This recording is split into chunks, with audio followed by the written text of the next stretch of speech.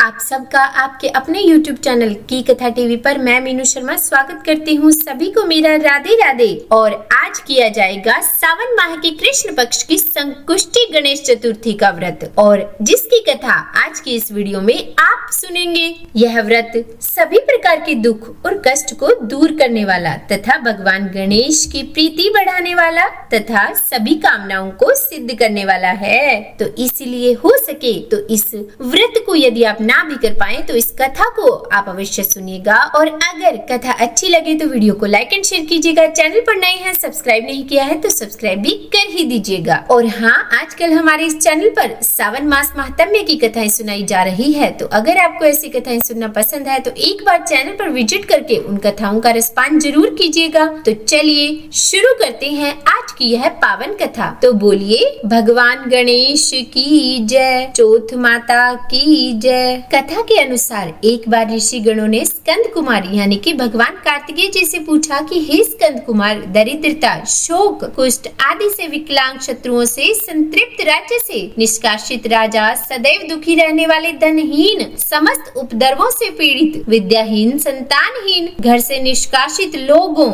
रोगियों एवं अपने कल्याण की कामना करने वाले लोगों को क्या उपाय करना चाहिए जिससे उनका कल्याण हो और उनके उपरोक्त कष्टों का निवारण हो। यदि आप कोई उपाय जानते हो तो उसे बतलाएं। तब स्वामी कार्तिकेय जी ने कहा कि हे ऋषियों, आपने जो प्रश्न किया है उसके निवारणार्थ मैं आप लोगों को एक शुभदायक व्रत को बतलाता हूँ। आप उसे सुनिए। इस व्रत के करने से पृथ्वी के समस्त प्राणी संकटों से मुक्त हो जाते हैं। यह व्रत महापुण्यकारी एवं मानवों को सभी कार्यों में सफलता प्रदान करने वाला है। विशेष करके यदि इस व्रत को महिलाएं करें तो उन्हें संतान एवं सौभाग्य की वृद्धि होती है। इस व्रत को धर्मराज युधिष्ठिर ने किया था। पूर्व काल में अपने भाइयों के साथ जब धर्मराज वन में चले गए तो उस वनवास काल में ही भगवान श्री कृष्ण ने उनसे कहा था। युधिष्ठिर ने भगवान कृष्ण से अपने कष्टों के निवारण के लिए जो प्रश्न किया था उस कथा को आप श्रवण कीजिए। युधिष्ठिर पूछते हैं कि हे पुरुषोत्तम, ऐसा कौन सा उपाय है जिससे हम वर्तमान संकटों से मुक्त हो सके। हे गदाधर, आप तो सर्वज्ञ हैं। हम लोगों को अब आगे किसी प्रकार का कष्ट ना भुगतना पड़े, ऐसा कोई उपाय बतलाइए। स्कंद कुमार जी कहते हैं कि जब धैर्यवान युधिष्ठिर विनम्र भाव से हाथ जोड़कर बारंबार अपने कष्टों के निवारण का उपाय पूछने लगे तो भगवान ऋषिकेश ने कहा कि हे राजन, संपूर्ण कामनाओं को पूर्ण करने वाला एक बहुत ही बड़ा गुप्त व्रत है। हे पुरुषोत्तम, इस व्रत के संबंध में मैंने आज तक किसी को नहीं बताया है। हे राजन, प्राचीन काल में सतयुग की बात है कि पर्वतराज हिमालय की सुंदर कन्या पार्वती जी ने शंकर जी को पति रूप में प्राप्त करने के लिए गहन घनघोर वन में जाकर कठिन तपस्या की, परंतु भगवान शिव प्रसन्न होकर प्रकट नहीं हुए। तब शैलतन्या पार्वती जी ने अनादिकाल से विद्यमान गणेश जी का स्मरण किया। गणेश जी को उसी क्षण प्रकट देखकर पार्वती जी ने उनसे पूछा कि मैंने कठोर, दुर्लभ एवं लोमहर्षक तपस्या की, किंतु अपने प्रिय भगवान शिव को प्राप्त न कर सकी।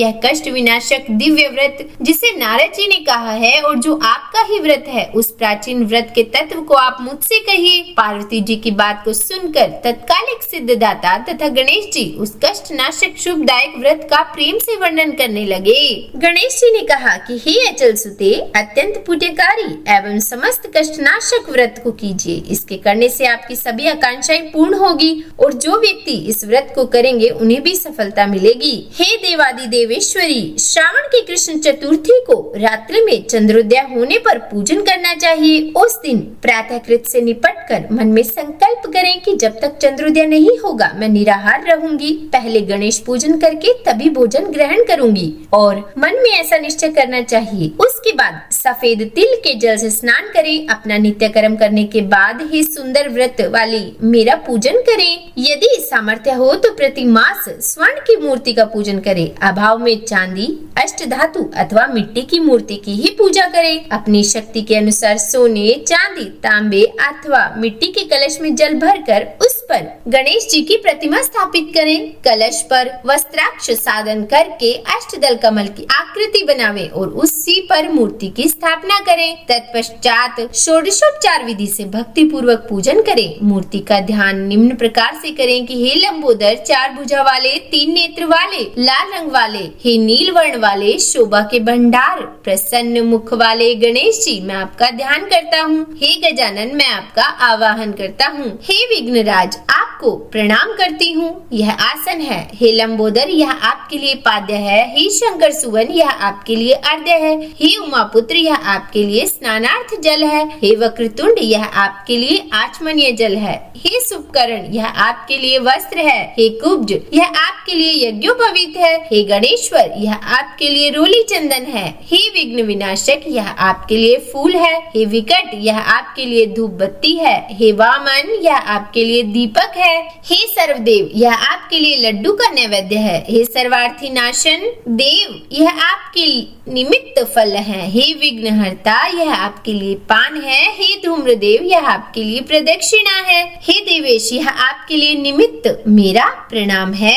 प्रणाम करने के बाद क्षमा प्रार्थना करें। इस प्रकार षोडशोपचार रीति से पूजन करके नाना प्रकार के भक्ष्य पदार्थों को बनाकर भगवान को भोग लगा दें। हे देवी, शुद्ध देशी घी में 15 लड्डू बना दें। सर्वप्रथम भगवान को लड्डू अर्पित करें। उसमें से 5 लड्डू ब्राह्मण को दे दें। अपने सामर्थ्य के अनुसार दक्षिणा देकर चंद्रोदय होने पर भक्ति भाव से अर्घ्य दें। तदनंतर 5 लड्डू का स्वयं भोजन करें और फिर हे देवी, इस प्रकार से चतुर्थी की प्रार्थना करनी चाहिए कि हे देवी, तुम सब तिथियों में सर्वोत्तम हो, गणेश जी की परम प्रियतमा हो। हे चतुर्थी, हमारे द्वारा प्रदत्त अर्घ्य को ग्रहण करो। तुम्हें प्रणाम है। निम्न प्रकार से चंद्रमा को अर्घ्य प्रदान करें कि क्षीर सागर से उत्पन्न हे लक्ष्मी के भाई, हे निशाकर रोहिणी सहित हे शशि, मेरे दिए हुए अर्घ्य को ग्रहण कीजिए। गणेश जी को इस प्रकार प्रणाम करें कि हे लंबोदर, आप संपूर्ण इच्छाओं को पूर्ण करने वाले हैं, आपको प्रणाम है। हे समस्त विघ्नों के नाशक, आप मेरे लिए अभिलाषाओं को पूर्ण करें। और तत्पश्चात ब्राह्मण की प्रार्थना करें कि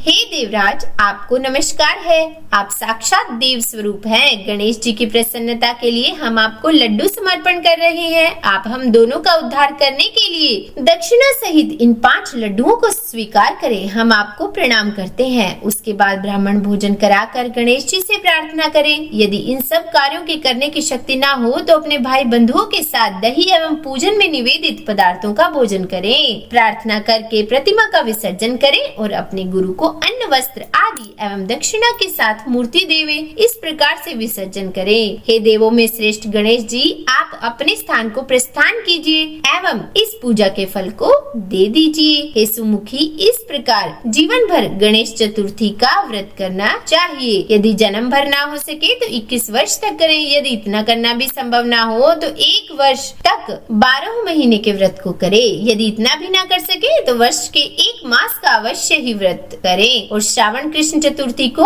व्रत का उद्यापन करें। उद्यापन विधि सर्वप्रथम सर्वशास्त्र वेदा गणपति पूजक आचार्य का वर्ण करें, यानी कि उन्हें वस्त्र प्रदान करें। उनकी आज्ञा के अनुसार शास्त्रोक्त रीति से पूजन करें। अपनी शक्ति के अनुसार 108 अथवा 28 या फिर 8 लड्डू से गणपति का हवन करें। केले के खम्भे एवं तोरण आदि से ऊंचा मंडप बनावें। नृत्य, गीत, वाद्य आदि से उत्सव कराएं। भक्ति युक्त हो गुरु की पूजा करें। अपनी शक्ति के अनुसार स्वपत्निक यानी कि पति और पत्नी दोनों आचार्य को स्वर्ण, गौ, वस्त्र, आभूषण, छत्र, जूता, कमंडलू, भूमि आदि दान करें। हे देवी, गणेश जी की प्रसन्नता के निमित्त आचार्य का पूजन करके उन्हें संतुष्ट करें। इस प्रकार व्रत करने से मैं प्रसन्न होता हूँ, इसमें तनिक भी संदेह नहीं है। जो लोग मेरी पूजा भक्ति भाव से करते हैं उनकी अभिलाषाएं मैं पूर्ण कर देता हूँ। श्री कृष्ण जी कहते हैं कि हे युधिष्ठिर, प्राचीन काल में स्वयं गणेश जी ने पार्वती जी से कहा था और पार्वती जी ने उसी भांति आराधना की थी। जिससे उन्हें सफलता प्राप्त हुई। इसी व्रत के करने से पतिव्रता पार्वती का विवाह भगवान शिव जी से हुआ, जिनके साथ आज तक पार्वती जी गणेश जी की कृपा से विहार करती है। अतः हे महाराज युधिष्ठिर, आप भी इस संकटनाशक व्रत को करें। यह संकटा नाम की चतुर्थी बड़ी ही शुभकारी है। स्कंद कुमार जी कहते हैं कि श्री कृष्ण जी के मुख से इस प्रकार संकटनाशक चतुर्थी व्रत सुनकर, हे महर्षि, पूर्व काल में राज्य प्राप्ति की कामना से युधिष्ठिर जी ने इस व्रत को किया। इस व्रत के प्रभाव से उन्होंने संपूर्ण शत्रुओं का विनाश करके राज्य को प्राप्त किया।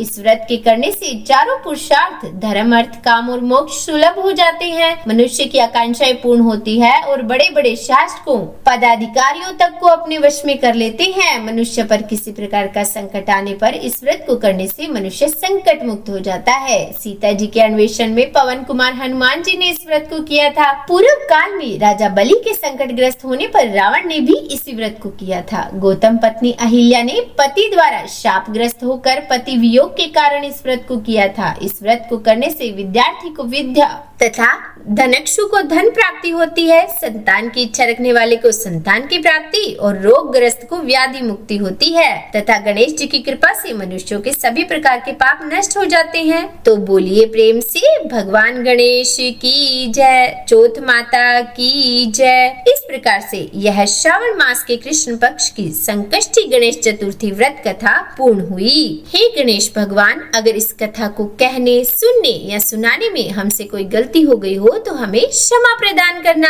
उम्मीद करती हूँ वीडियो अच्छी लगी होगी। अगर वीडियो पसंद आई हो तो लाइक करें, शेयर करें और चैनल पर नए हैं, अभी तक सब्सक्राइब नहीं किया है तो सब्सक्राइब भी कर ही दीजिएगा। और कमेंट बॉक्स में राधे राधे लिखना बिल्कुल भी मत भूलिएगा। तो बोलिए राधे राधे।